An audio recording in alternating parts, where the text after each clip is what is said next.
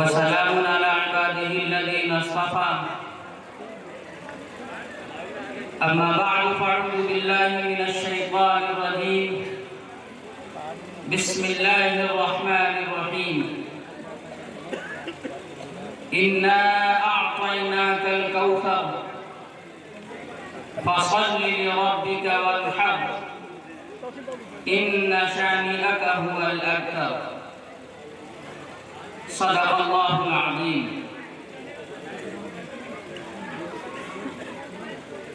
ہوں لاکھوں سلام اس آقا پر، دل لاکھوں جس نے جوڑ دیے۔ ہوں لاکھوں سلام اس آقا پر، دل لاکھوں جس نے جوڑ دیے۔ دنیا کو دیا پیغام سکون، رخ طوفانوں کے موڑ دیے۔ اس محسن اعظم نے الیاس کیا کیا نہ دیا اس عالم کو، دستور دیا منشور دیا، کئی راہیں دی کئی موڑ دیے۔ اسٹیج پر حاضر علماء کرام اور سامنے پنڈال میں تشریف فرما سامعین اعظام، آج کی یہ رات جو سجائی گئی ہے، آپ اس سے خوب واقف ہیں کہ اس کا مقصد کیا ہے۔ آج حضرت مولانا مفتی برکت اللہ صاحب قاسمی دامت برکاتہم اور ان کے ادارے کے محنت کش اساتذہ کی محنتوں کو دیکھنے کا یہ دن ہے۔ ادارے کی انتظامیہ نے، ادارے کے محتمم اور سرپرست نے اور ادارے کے اساتذہ نے جو محنتیں کی ہیں، جو مشقتیں کی ہیں اور شبانہ روز طلبہ پر جو اپنی توجہات کو صرف کی ہیں، آج اسی کا پھل دیکھنے کو ملے گا۔ ظاہر ہے کہ یہ انعامات جو آپ کے سامنے رکھے ہیں، یہ جن بچوں کے لیے ہیں، وہ بچے بھی نہایت خوش نصیب ہیں۔ اللہ تعالیٰ کے فضل سے، اساتذہ کی محنت سے اور اپنے ماں باپ کی دعاؤں سے وہ اس لائق ہوئے ہیں کہ آج ان کے سر پر ایک تاج باندھا جائے گا، ایک پگڑی باندھی جائے گی اور انہیں انعامات سے نوازا جائے گا۔ اس لیے میں سب سے پہلے ادارہ درس دینیات کے ذمہ داران، اس کی انتظامیہ، بالخصوص حضرت مولانا مفتی محمد برکت اللہ صاحب قاسمی حفظہ اللہ اور ان کے ادارے کے محنت کش اساتذہ کو مبارکباد پیش کرتا ہوں اور یقین دلاتا ہوں کہ یہ محنت جو آپ نے کی ہے، اس کا دنیا میں کوئی بدل نہیں ہے، اس کا آخرت میں آپ کو بدل ملے گا انشاءاللہ۔ بزرگوں، یہ ہمارا مدرسے کا جو تعلیمی سال ہوتا ہے، اس کا یہ آخری مرحلہ ہے۔ رجب کے مہینے میں اور شعبان کے مہینے میں جلسے جلوس کی بڑی کثرت ہو جاتی ہے۔ ایک ایک شب میں جو مقررین حضرات ہیں، مخلصین حضرات ہیں، علماء ہیں، مفتیان کرام ہیں، واعظین ہیں، مصلحین ہیں، وہ ایک ایک رات میں دو دو جلسے کر رہے ہیں اور پہنچ کر اپنا درد اپنی عوام کے سامنے رکھتے ہیں لیکن ہمارے اس انداز پر اعتراض کرنے والے اعتراض کرتے ہیں کہ عوام سے پیسہ وصول کر مدرسے چلانے والے علماء جلسوں پر بڑی خطیر رقم خرچ کرتے ہیں، آخر اس کا فائدہ کیا ہے؟ اور یہ سوال ان کا جو بھی ہو، اس کے پیچھے حقیقت جو بھی ہو، لیکن سچائی یہی ہے کہ صحیح جواب تک وہ پہنچ نہیں پاتے ہیں اور اپنے دل میں یہ اعتراض لیے پھرا کرتے ہیں، اس کو پھیلاتے ہیں کہ یہ مدارس والے مانگ کر ہر سال مدرسے چلاتے ہیں اور اخیر سال میں بہت بڑی رقم جلسے جلوس پہ خرچ کرتے ہیں جو فضول ہے۔ آج میں تقریر نہیں کروں گا آپ کے سامنے، میں کوئی نصیحت کرنے آپ کے سامنے نہیں بیٹھا ہوں، میں اس بات کی وضاحت دینے کے لیے بیٹھا ہوں آپ کو بھی، اور اسٹیج کے حوالے سے آج شجاع پور کے اس اسٹیج سے اور اپنے سامنے بیٹھے ہوئے اس عوام کے ذریعے اور اسٹیج پر بیٹھے ان علماء کے ذریعے میں یہ بات کہنا چاہتا ہوں کہ یہ جلسے جلوس فضول نہیں ہیں، یہ اس کے مقاصد ہیں، اس کے پیچھے ایک اتنا بڑا عظیم مقصد ہے کہ دنیا والے اگر جان جائیں تو وہ خود اس کے قائل ہو جائیں گے۔ آپ کو معلوم ہے اللہ کے رسول صلی اللہ علیہ وسلم پوری دنیا کے سردار ہیں، انسانیت کے سردار ہیں، اور یہاں تک کہ سید الانبیاء ہیں۔ حضور اکرم صلی اللہ علیہ وسلم کے گھر جو اولاد نرینہ میں سب سے پہلے جو اولاد پیدا ہوئی وہ حضرت قاسم تھی۔ حضور اکرم صلی اللہ علیہ وسلم کے پہلے بیٹے کا نام قاسم، لیکن خدا کی مرضی، خدا کی مشیت، ان کا انتقال ہو گیا۔ پھر اس کے بعد بھی اولاد نرینہ پیدا ہوئی، سب کا انتقال ہو گیا۔ دشمنان دین بہت مگن ہو گئے، خوش ہو گئے، یہ افواہ پھیلائی جانے لگی، لوگوں کے دلوں میں یہ خواہ مچلنے لگی کہ جس تحریک کو روکنے کے لیے، جس محمدی مشن کو روکنے کے لیے مکہ کے مشرکوں نے، مکہ کے کافروں نے، وہاں کے سرداروں نے ایڑی چوٹی کی زور لگا دی اور وہ تحریک رک نہیں سکی۔ گزرتے دن کے ساتھ اس کا دائرہ پھیلتا چلا گیا، محمد کی تحریک میں اور اس کی جماعت میں لوگ بڑھتے چلے گئے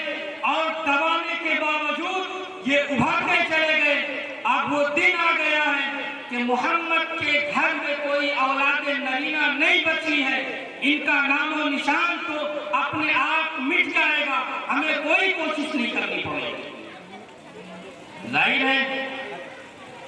کہ انسانی عقل اور کیا سوچ سکتی تھی، لیکن بزرگوں اس بات پر فخر کیجئے، سر اونچا رکھیے کہ آپ اس نبی کی امت میں پیدا ہوئے ہیں جس کا مقام و مرتبہ پوری دنیا میں سب سے اعلیٰ و عرفہ۔ یاد کیجئے کہ آپ کس نبی کی امتی ہیں۔ تمام انبیاء پر دنیا والوں نے اعتراض کیا، تمام انبیاء پر بہتان لگائے گئے، کسی کو جادوگر کہا گیا، کسی کو جھوٹا کہا گیا، کسی کو بیوقوف کہا گیا۔ حضرت صالح علیہ السلام کو ان کی قوم کے لوگوں نے کہا کہ اے صالح تم بیوقوف ہو، انہوں نے کہا کہ لیس بی سفاہہ، کہ میں بیوقوف نہیں ہوں۔ اسی طرح تمام انبیاء پر، حضرت نوح علیہ السلام پر، حضرت ہود علیہ السلام پر، حضرت صالح علیہ السلام پر، تمام انبیاء پر الزامات لگے، بہتان لگے۔ انبیاء خود جواب دیتے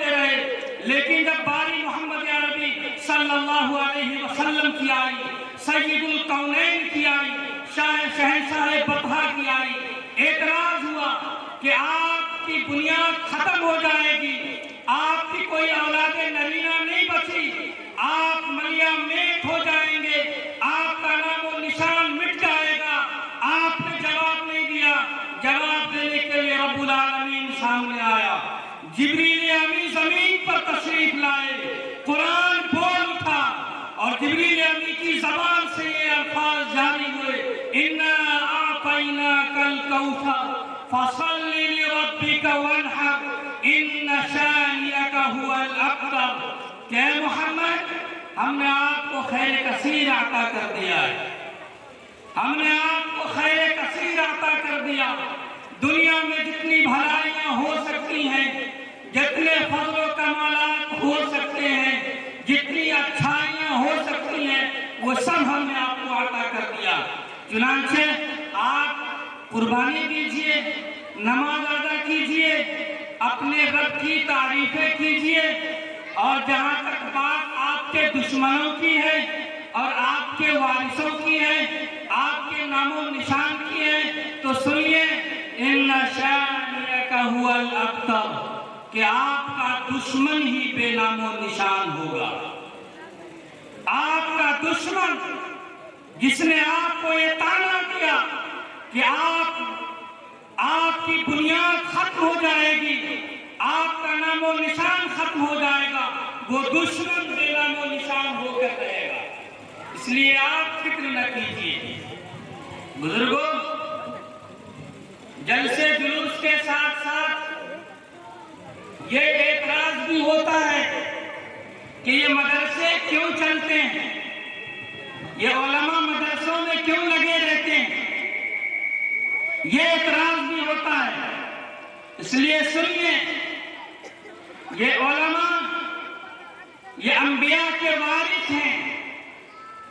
بات نبی کی وراثت کی چل رہی تھی نا، جب نبی کی اولاد نرینہ ختم ہوئی تو طعنے ملنے لگے کہ آپ بے نام و نشان ہو جانے والے ہیں۔ اللہ نے اپنے لاڈلے نبی کی وراثت کو اتنا پھیلایا کہ آج 1500 سال کا لمبا عرصہ گزر جانے کے بعد بھی انبیاء کے وارثین اور آخری نبی حضرت محمد مصطفیٰ صلی اللہ علیہ وسلم کے وارثین سے دنیا کا کوئی خطہ خالی نہیں ہے۔ اٹھائیے تاریخ اور دیکھیے کہ حضرت صدیق اکبر رضی اللہ عنہ کس کے وارث ہیں، حضرت عمر فاروق کس کے وارث ہیں، حضرت عثمان غنی کس کے وارث ہیں، حضرت علی مرتضیٰ کس کے وارث ہیں، اور بعد میں دیکھیے حضرت سعد بن ابی وقاص کس کے وارث ہیں، سید الشہداء حضرت حمزہ کس کے وارث ہیں، حضرت عمرو بن عاص کس کے وارث ہیں، حضرت حذیفہ بن الیمان کس کے وارث ہیں، حضرت خالد بن الولید کس کے وارث ہیں، اور بعد میں دیکھیے تابعین کس کے وارث ہیں، ائمہ مجتہدین کس کے وارث ہیں، امام ابو حنیفہ کس کے وارث ہیں، امام شافعی کن کے وارث ہیں، امام احمد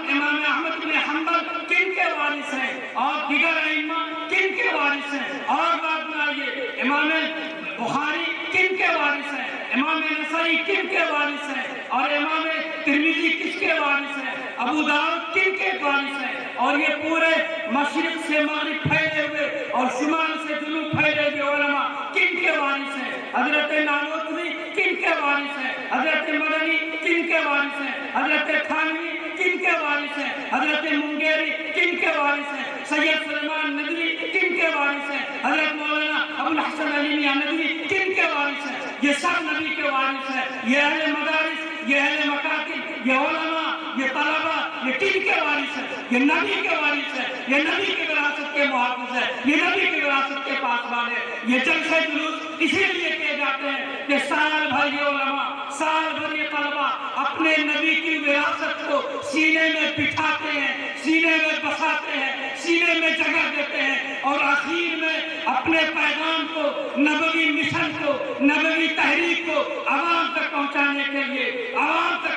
کے لیے جلسے کرتے ہیں، جلوس کرتے ہیں، اور اپنا درد، اپنی عوام کے سامنے رکھتے ہیں اور ان سے عہد لیتے ہیں کہ ہم جس نبی کے ماننے والے ہیں، وہ نبی جس مشن کو چھوڑ کر گیا ہے، جس وراثت کو ہمارے دل نے کیا ہے، اس کی ذمہ داری ہم بھی اٹھا رہے ہیں، تم بھی اٹھاؤ، نہیں تو کم سے کم ہمارا ہاتھ بتاؤ، مدارس کی حفاظت کرو، مکاتب کی حفاظت کرو، ہمارے قدم سے قدم ملا کر چلو، ہمارے شانے سے شانے ملا کر چلو، اپنے مال سے، اپنے پیسے سے، اپنی گفتگو سے، اپنی جان سے جیسی بھی کوشش ہو سکے، جیسا بھی تعاون ہو سکے، ہمارا تعاون کرو۔ ہم نبی کی وراثت کی ذمہ داری لیتے ہیں، ہم اس کی پاسبانی کریں گے، ہم اس کی حفاظت کریں گے۔ جلسے اس لیے ہوتے ہیں، مدرسے اس لیے چلتے ہیں۔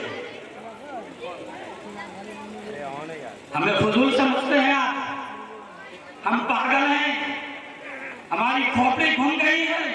کہ ہم اتنے سارے پیسے خرچ کریں گے، یہ اسٹیج سجائیں گے، آپ کے لیے کرسیوں کا انتظام کریں گے، یہ پنڈال لگائیں گے۔ ہم مجنون ہیں، ہم اپنے نبی کی وراثت کی ذمہ داری نبھا رہے ہیں۔ اس لیے یہ بات ذہن میں نوٹ کر لیجئے کہ یہ جلسے فضول نہیں ہیں، یہ مدرسے ایک بڑے مقصد میں لگے ہوئے ہیں۔ بزرگوں، آپ نے حضرت موسیٰ علیہ السلام کا نام سنا ہوگا، اللہ کے بڑے جلیل القدر پیغمبر، اپنے وقت کے سب سے بڑے عالم دین، لیکن اللہ کو جب انہیں کچھ سکھانا ہوا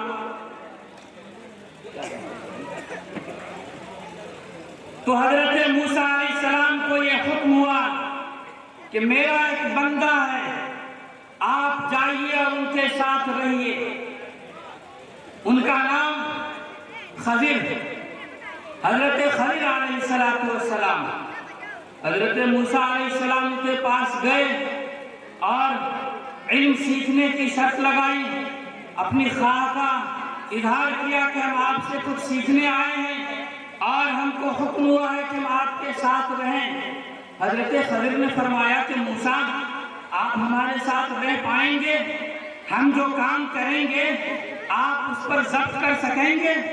حضرت موسیٰ علیہ السلام نے وعدہ کیا کہ بالکل ضبط کریں گے، صبر کریں گے انشاءاللہ۔ رہنے لگے، ایک مقام کی طرف چل پڑے، چلتے چلتے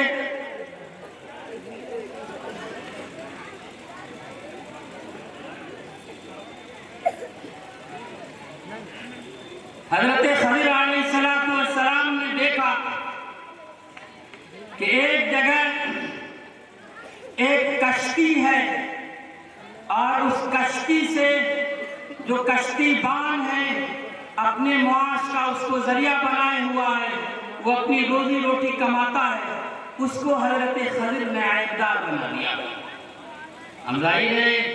کہ حضرت موسیٰ علیہ السلام بڑے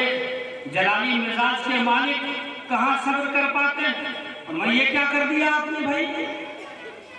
کہا کہ کیا وعدہ کیا تھا موسیٰ؟ موسیٰ علیہ السلام خاموش ہو گئے۔ پھر کچھ دیر چلے تو حضرت خضر نے ایک چھوٹے بچے کو قتل کر دیا۔ وہ بچہ کھیل رہا تھا اور حضرت خضر علیہ السلام نے اس کو قتل کر دیا۔ اب قتل کر دیا تو بظاہر حضرت موسیٰ علیہ السلام کو لگا کہ یہ کام تو بہت غلط کر دیا آپ نے، یہ کام ٹھیک نہیں کیا آپ نے۔ وعدہ یاد دلایا کہ موسیٰ آپ نے مجھ سے وعدہ کیا تھا۔ پھر آگے چلے، ایک بستی پہنچے، چلتے چلتے دونوں تھک گئے تھے، بھوک لگی ہوئی تھی، پیاس کی شدت تھی۔ گاؤں والوں سے دونوں نے درخواست کی کہ بھائی ہمیں کچھ کھلا دو، اپنا مہمان بنا لو۔ گاؤں والوں نے انکار کیا کہ نہیں، ہمارے پاس کچھ کھانے کے لیے نہیں ہے، آپ چلے جائیں۔ جب انکار کر دیا تو آگے بڑھے، جب آگے بڑھے تو حضرت خضر کی نگاہ ایک ایسی دیوار پر پڑی جو دیوار لگتا تھا کہ بس گری جا رہی ہے۔ حضرت خضر علیہ السلام نے اپنے ہاتھ سے اس دیوار کو سیدھی کر دی۔ حضرت موسیٰ علیہ السلام پھر بول پڑے کہ ابھی اس محلے کے لوگوں سے ہم نے کچھ کھانے کو مانگا تو انکار کیا اور آپ نے فری میں ان کی دیوار ٹھیک کر دی۔ اگر چاہتے تو کچھ کھانے کے لیے اجرت مانگ لیتے، حضرت خضر نے کہا کہ اب جدائی کا وقت آ گیا، اب آپ سے سب آگے نہیں ہو سکے گا۔ بزرگوں، جب میں تینوں باتوں کی وضاحت آپ کے سامنے نہیں رکھوں گا، وقت نہیں ہے، حضرت کے آنے کا وقت ہو گیا ہے۔ تو حضرت خضر علیہ السلام نے جو کام پیچھے کیا، یعنی کشتی کو عیبدار بنایا، بچے کو قتل کر دیا اور ایک ٹیڑھی دیوار تھی اس کو سیدھی کر دی، تو اس کی وضاحت پیش کرنے لگے۔ تو جب باری دیوار کی آئی تو فرمایا وَأَمَّا الْجِدَارُ فَكَانَ لِغُلَامَيْنِ يَتِيمَيْنِ فِي الْمَدِينَةِ، یہ بات جہاں تک دیوار کی ہے تو اسی شہر میں رہنے والے 2 یتیم بچوں کی وہ دیوار تھی۔ وَكَانَ تَحْتَهُ كَنْزٌ لَهُمَا، اور اس دیوار کے نیچے ان دونوں بچوں کے لیے خزانے تھے جو ان کے باپ نے ان کے لیے رکھے تھے۔ وَكَانَ أَبُوهُمَا صَالِحًا، ان کے باپ بڑے نیک دل تھے، اسی لیے میں نے دیوار ٹھیک کر دی کہ اگر دیوار گر جاتی تو وہ خزانہ لٹ جاتا۔ بزرگوں، یہ مدرسے جو مختلف حالتوں میں پورے ملک میں چل رہے ہیں، ان کی دیوار کھودی جا رہی ہے، ان کی بنیادوں میں عداوت و دشمنی کی سینگ لگائی جا رہی ہے۔ اس لیے ضرورت یہ ہے اس وقت کہ مدرسوں کو مضبوط کیجیے، اور جس طرح حضرت خضر نے اس دیوار کو روک دیا تاکہ اس بچے کا خزانہ لٹ نہ جائے، یہ مدرسے،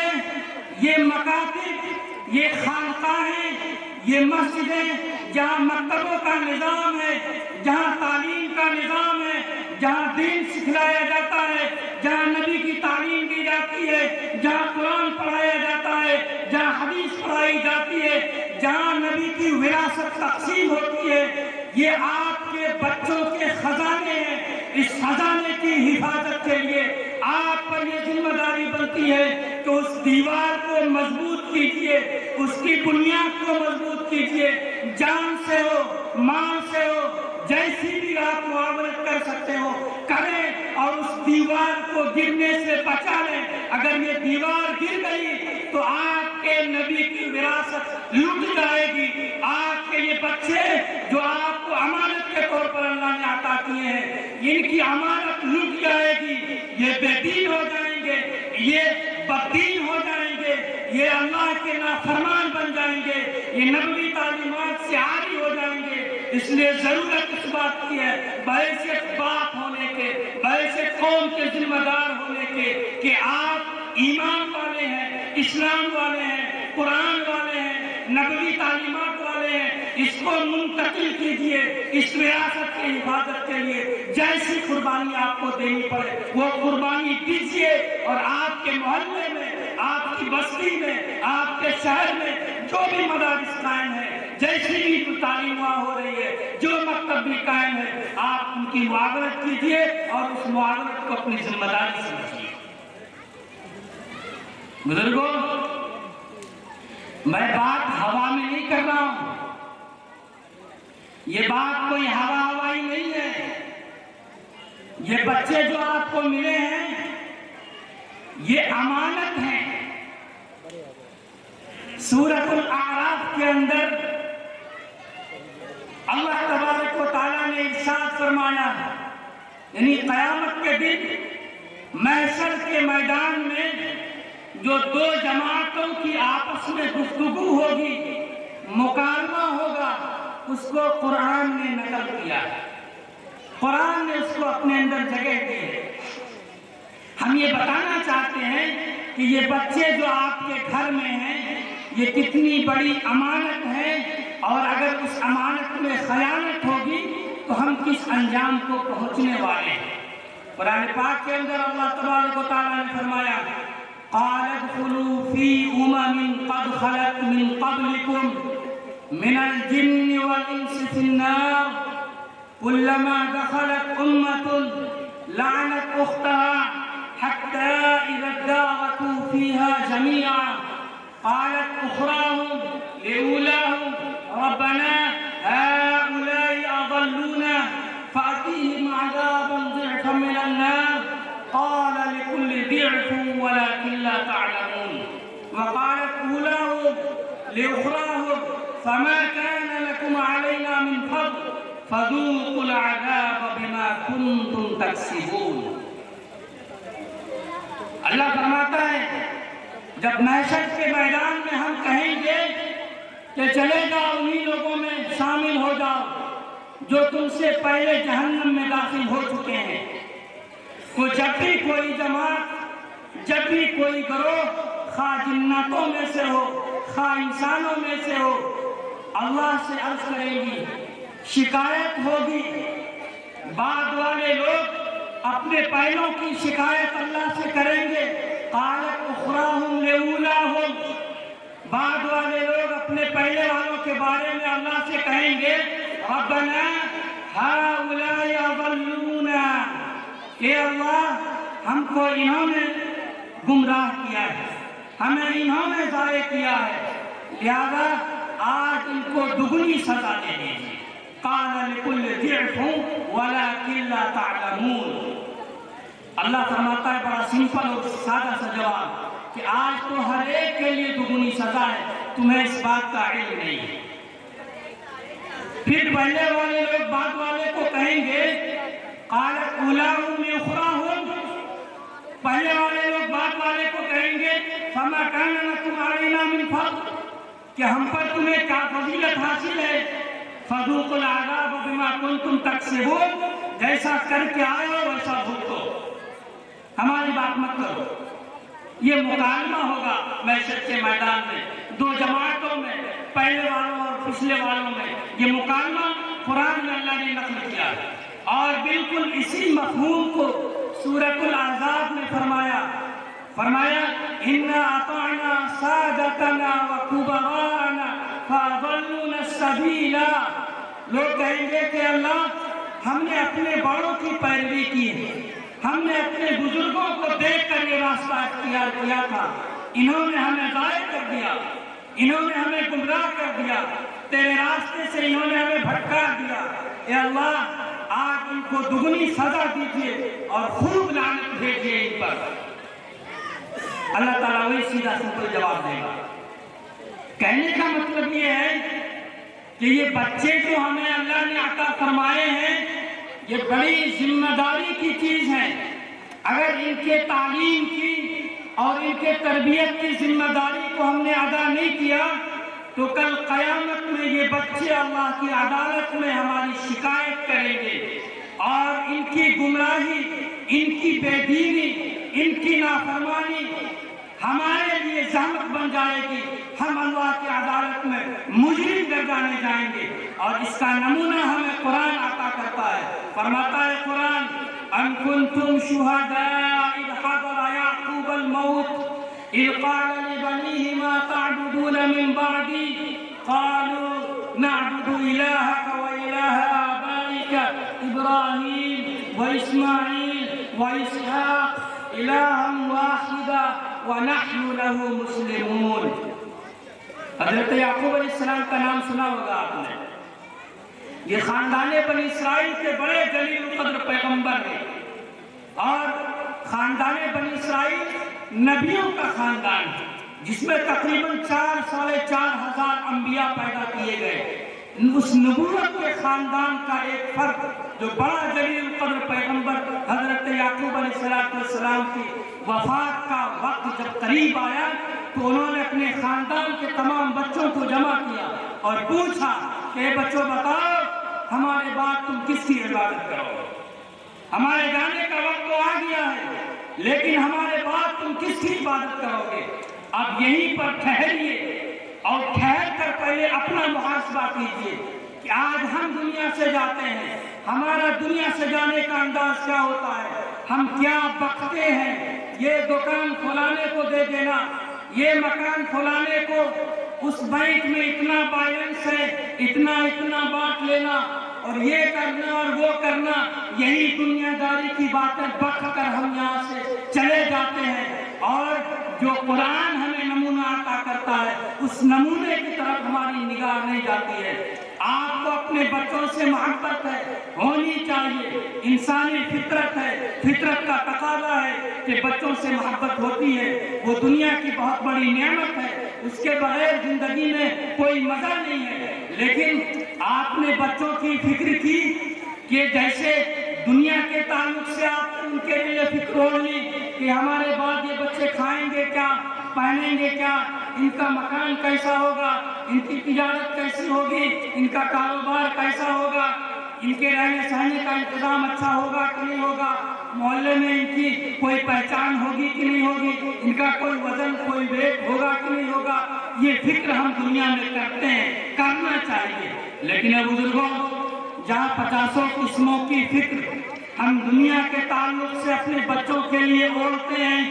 کیا ایک بار بھی ہمارے دل میں یہ خیال آتا ہے کہ ہمارے بعد یہ بچے دیندار ہوں گے کہ نہیں ہوں گے، ان کی زندگی میں دین ہوگا کہ نہیں ہوگا، یہ قرآن پاک پر چلیں گے کہ نہیں چلیں گے، یا اللہ کے فرما بردار ہو کر زندگی گزاریں گے کہ نہیں گزاریں گے؟ کیا ایک بار بھی ہمارے دل میں یہ خیال آتا ہے؟ اگر نہیں آتا ہے تو سن لیجئے، اللہ کی عدالت میں جب یہ بچے آپ کی شکایت لگائیں گے، آپ کی شکایت لگائیں گے اور آپ کو مجرم گردانیں گے، تو اس وقت آپ سے کوئی جواب نہیں بن پڑے گا، آپ اللہ کی عدالت میں مجرم ہوں گے اور آپ کو اپنے جرموں کا حساب دینا پڑے گا۔ اس لیے ضرورت اس بات کی ہے کہ اس بچے کو امانت سمجھیے، ان کی تعلیم کا، ان کی تربیت کا انتظام کیجیے، قرآن سکھائیے، ان کو نبوی تعلیمات دیجیے، سنت کی تعلیم دیجیے، ان کو نبی کا طریقہ بتلائیے، ان کو دین سکھلائیے۔ اگر یہ بدین ہو گئے تو آپ بہت بڑے مجرم ہوں گے، اور اگر یہ دیندار ہو گئے تو اللہ کی عدالت میں آپ کے لیے یہ نعمت ثابت ہوں گے، یہ رحمت ثابت ہوں گے۔ اس لیے کہ یہ بچے کوئی معمولی چیز نہیں ہے، یہی بچے جب قرآن کی تعلیم حاصل کریں گے، یہ قرآن جو آپ کے سامنے رکھا ہے یہ بچے سینے میں محفوظ کرتے ہیں۔ آپ کیا سمجھتے ہیں کہ کوئی آسان چیز ہے؟ قرآن وہ انقلابی طاقت کا نام ہے، وہ اس اسپرٹ کا نام ہے، وہ ایسی قوت کا نام ہے کہ انسانی دل پھٹ جاتا۔ کیا مجال تھی کسی حافظ قرآن کی، کیا مجال تھی کسی استاد کی، کیا مجال تھی کسی طالب علم کی کہ اس کی ایک آیت کو اپنے دل میں جگہ دے لیتا، اس کا دل ٹکڑا ٹکڑا ہو جاتا۔ لیکن اللہ نے فضل فرمایا، اللہ نے کرم فرمایا، انسان کو اس قابل بنایا، وہ بلندی عطا کی کہ جس بلندی سے فرشتے شرما گئے۔ حضور اکرم صلی اللہ علیہ وسلم، حضور اکرم صلی اللہ علیہ وسلم کا مقام اور ان کی امت کا جو مرتبہ ہے وہ رہتی دنیا تک کے لیے نہ کسی نبی کو حاصل ہونے والا ہے، نہ کسی دوسری قوم کو حاصل ہونے والا ہے، نہ کسی دوسری امت کو ملنے والا ہے۔ بزرگوں، ہمارے نبی اتنے عالی مقام، اتنے بڑے عالمگیر، آفاقی حیثیت والے کہ جس کا کوئی ثانی پیدا نہیں ہوا، اور کفار و مشرکین نے جو آپ علیہ السلام کو طعنے دیے کہ آپ نیست و نابود ہو جائیں گے، اس کے جواب میں اللہ تبارک و تعالیٰ نے آپ کی وراثت کا سلسلہ اتنا طویل فرمایا اور آپ کو وہ مقام عطا فرمایا۔ رشک کیجئے اس پر، رشک کیجئے، فخر کیجئے کہ آپ اس نبی کی امت میں ہیں جس نبی کی امت میں پیدا ہونے کے لیے نبیوں نے دعائیں کی، نبیوں نے خواہش کا اظہار کیا اللہ کی عدالت میں، اللہ کی بارگاہ میں کہ اللہ ہمیں آخری نبی کی امت میں پیدا کرا، اس امت میں آپ پیدا کیے گئے ہیں۔ حضور اکرم صلی اللہ علیہ وسلم، حضور اکرم صلی اللہ علیہ وسلم اس عالمگیر حیثیت کے مالک ہیں، اس آفاقی مقام کے مالک ہیں۔ آپ تصور کیجئے، مختصر میں سنیے، حضرت کے آنے کا وقت ہو چکا ہے۔ حضور اکرم صلی اللہ علیہ وسلم جب 3 سال کے محاصرے کے بعد شیب ابی طالب سے نکلے تو آپ کو مکے والوں سے نا امیدی ہو گئی، اور اس مشن کی تبلیغ کے لیے آپ نے طائف کا انتخاب فرمایا کہ طائف کے لوگ اگر ہماری بات میں آ گئے، ہمارے پیغام کو قبول کر لیا تو اسلام کو کچھ تقویت مل جائے گی۔ اس مقصد سے آپ طائف تشریف لے گئے، لیکن طائف والوں نے گنڈوں کو، دہشت گردوں کو ہمارے آقا صلی اللہ علیہ وسلم کے پیچھے لگا دیا۔ آپ سنیے، دل تھام کر سنیے کہ ہمارے آقا کے ساتھ جو کرشمہ وہاں کیا گیا، جو طرز اپنایا گیا، وہ یہ کہ اس وجہ کائنات پر سنگباری کی گئی، پتھر مارے گئے، لہولہان کر دیے گئے، خون میں ڈوب گئے، اور پھر وہاں سے جب واپس تشریف لائے، حالانکہ پہاڑوں کے فرشتے نمودار ہو گئے، اللہ کے نبی نے دربار الہی میں آواز لگائی کہ اللہ آپ ہمیں کس کے حوالے کر رہے ہیں؟ اس کے حوالے جو ہمیں پتھر مارے، جو روڑے مارے، جو خون نکالے۔ اے اللہ ہمیں یہ بھی برداشت ہے اگر تو ہم سے راضی ہے۔ اللہ جلال میں آ گیا، اللہ جلال میں آ گیا، اور پہاڑ کے فرشتوں کو بھیجا کہ جاؤ میرے لاڈلے نبی سے پوچھو کہ اگر وہ اجازت دے دیں تو طائف وہ شہر ہے جو 2 بڑے پہاڑوں کے بیچ میں پڑتا ہے، اگر وہ اجازت دے دیں تو ہم دونوں پہاڑ کو ملا دیں اور ان کو ملیا میٹ کر دیں۔ لیکن اللہ کا لاڈلا نبی یہ کہتا ہے کہ نہیں، ہمیں امید ہے کہ یہ لوگ اگر ہم پہ ایمان نہیں لائے ہیں تو ان کی نسلوں میں ایسے لوگ پیدا ہوں گے جو مجھ پر ایمان لائیں گے۔ وہاں سے واپسی پر آپ اپنے گھر میں ایک دن سوئے ہوئے ہیں اور اللہ کا بلاوا آ گیا، جبریل امی آپ کی خدمت میں تشریف لے آئے، اور ادب دیکھیے، احترام دیکھیے کہ جبریل کو جگانے کی جرات نہیں ہو رہی ہے۔ اللہ کی طرف سے حکم ہوا کہ پیر دبائیے، پیر جب دبایا گیا، قدم مبارک پر جب دباؤ محسوس کیا آپ نے تو آپ بیدار ہوئے، اٹھ کر دیکھا تو کچھ بھی نہیں تھا، پھر سو گئے، پھر حضرت جبریل امین نے پیر دبایا، پھر آپ اٹھے، جبریل اپنی اصل شکل میں نمودار ہوئے اور فرمایا کہ اللہ کے لاڈلے نبی بلاوا آ گیا۔ جبریل کہاں کا بلاوا ہے؟ اللہ کے نبی عرش اعظم کا بلاوا ہے، عرش اعظم کا بلاوا ہے۔ آپ تصور کیجئے، ایک طرف درخواست ہوتی ہے کہ اللہ ہمیں اپنا دیدار کرا دیجئے، صدا آتی ہے کہ موسیٰ لن ترانی، برداشت نہیں کر سکو گے، دیکھ لو تھوڑا سا جلوہ دکھا دیتا ہوں۔ طور پر جلوہ اترا، طور کے ریزے ریزے ہوئے، موسیٰ پہ ہوش، لیکن ایک طرف دیدار کی دعوت آ رہی ہے، بلاوا آ رہا ہے عرش اعظم سے کہ تشریف لائیے۔ مکہ سے چلے، جبریل نے اشارہ کیا کہ حضور براق تیار ہے، آپ مسجد حرام لے جائے گئے، مسجد حرام سے مسجد اقصی لے جائے گئے۔ وہاں جب آپ پہنچے تو دیکھا کہ تمام انبیاء جمع ہیں، تمام کے تمام انبیاء جمع ہیں، اولین و آخرین جمع ہیں۔ حضرت نبی اکرم صلی اللہ علیہ وسلم نے جبریل سے پوچھا، جبریل یہ کیا ہے؟ جبریل نے فرمایا کہ اللہ کے نبی یہ تمام انبیاء جمع ہیں، آپ ان کی امامت فرمائیں گے، آپ امام الانبیاء بنائے جائیں گے، یہ سب آپ کی ابتدا میں نماز ادا فرمائیں گے۔ یہ اعلان اس بات کا تھا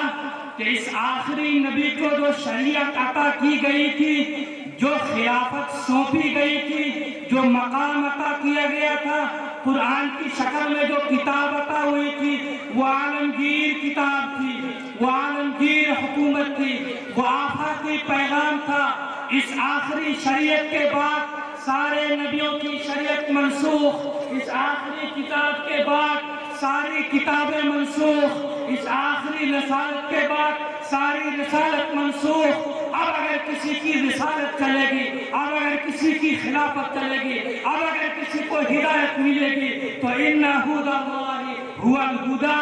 اللہ کی ہدایت ملے گی۔ اور اللہ کی ہدایت کے آخری ترجمان، عالمی ترجمان، بین الاقوامی ترجمان، آخری نبی حضرت محمد مصطفیٰ صلی اللہ علیہ وسلم، آپ اس نبی کے وارث ہیں۔ آپ اس امت کا ہر فرد، وہ مولوی ہو، وہ مفتی ہو، وہ عالم ہو، وہ فاضل ہو، وہ ڈاکٹر ہو، وہ انجینئر ہو، وہ جاہل ہو، وہ عالم ہو، وہ بوڑھا ہو کہ بچہ ہو، تمام کے تمام اس امت کا ہر فرد اپنے نبی کا وارث ہے۔ اسی لیے اس محبت میں، جو اس کے نبی کی محبت اس کے سینے میں جا گھسی ہے، اپنے نبی کے مشن سے اسے اتنی عقیدت ہے کہ جب نبی نبوت کی شان میں گستاخی ہوتی ہے تو اس قوم کا شرابی سے شرابی آدمی، کبابی سے کبابی آدمی اپنی جان نثار کرنے کے لیے تیار ہو جاتا ہے، اور ناموس رسالت کی عبادت کو اپنے لیے سعادت سمجھتا ہے۔ اسی وراثت کی حفاظت میں یہ اہل مدارس لگے۔ دنیا والے انہیں پاگل سمجھیں تو سمجھا کریں، یہ نبی کے وارث ہیں۔ یاد کیجیے حضرت ابو ہریرہ کو ایک لطیفہ ہو گیا، مدینے کی مارکیٹ میں پہنچ گئے اور فرمایا کہ اے لوگوں، یہاں تم سامان فروخت کر رہے ہو، وہاں مسجد نبوی میں نبی کی وراثت تقسیم ہو رہی ہے۔ لوگ دوڑے، دوڑ پڑے، لگ کے سب پہنچ گئے مسجد نبوی میں۔ دیکھا کچھ نہیں ہو رہا ہے، چند لوگ ہیں جو جماعت بنائے مختلف جگہوں پر بیٹھے ہوئے ہیں، قرآن سیکھ رہے ہیں، حدیث سیکھ رہے ہیں، نبی کی تعلیمات سیکھ رہے ہیں۔ ابو ہریرہ کو لوگ تلاشنے لگے کہ ابو ہریرہ کہاں ہے وہ میراث، کون سی میراث مسجد نبوی میں تقسیم ہو رہی ہے۔ ابو ہریرہ نے کہا کہ لوگوں، وہ چند لوگ جو بیٹھے تھے قرآن سیکھ رہے تھے، وہی تو نبی کی میراث ہے، وہی تو نبی کی وراثت ہے، وہی ہے، وہاں بیٹھو اور نبی کی وراثت میں حصہ بنا لو۔ اللہ کے رسول صلی اللہ علیہ وسلم نے فرمایا ان العلماء ورثۃ الانبیاء، کہ یہ علماء یہ انبیاء کے وارث ہیں، اور انبیاء مال و جائیداد وراثت میں نہیں چھوڑتے، وہ علم چھوڑتے ہیں، اور جس نے علم سیکھا، جس نے علم سیکھ لیا، اس نے اپنے نبی کی وراثت کا وعدہ حصہ حاصل کر لیا۔ یہ علماء ہیں جو علم سیکھے ہوئے ہیں، اپنے بچوں پر علم منتقل کرتے ہیں، یہ خود وارث ہیں، وارث تیار کرتے ہیں، یہ نبی کے مشن کے وارث ہیں، یہ نبی کی تعلیمات کے وارث ہیں، یہ دین کے وارث ہیں، یہ پاگل نہیں ہے، یہ مجنون نہیں ہے، یہ اپنے دل خراب نہیں کرتے ہیں، یہ اپنی راتیں اگر جاگتے ہیں، یہ درسگاہوں میں بیٹھ کر الحمدللہ سکھاتے ہیں، بسم اللہ پڑھاتے ہیں، ایک حدیث یاد کراتے ہیں، تو یہ نبی کی وراثت کی حفاظت میں لگے ہوئے ہیں۔ یہ بہت بڑے لوگ ہیں، بہت اونچے لوگ ہیں، ان کی محنت کا، ان کی محبت، ان کی کوشش کا، ان کی تکلیفوں کا کوئی بدل دنیا میں نہیں ہو سکتا، کوئی قیمت دنیا میں نہیں ہو سکتی۔ ان اجریہ الا علی اللہ، انہیں جو اجر ملے گا وہ اللہ عطا کرے گا قیامت کے دن انشاءاللہ۔ اس لیے آپ سے میں گزارش کرتا ہوں، یہ پیغام دیتا ہوں کہ آپ اہل مدارس کے سے ہاتھ ملائیے، قدم سے قدم ملائیے، قدم سے قدم ملائیے اور ان کی معاونت کیجیے۔ اللہ تعالیٰ سے دعا کیجیے کہ اللہ تعالیٰ ہمیں آپ کو کہنے سننے سے زیادہ عمل کی توفیق مرحمت فرمائے۔ وآخر دعوانا ان الحمد للہ رب العالمین۔ وقت کچھ زیادہ ہو گیا، اس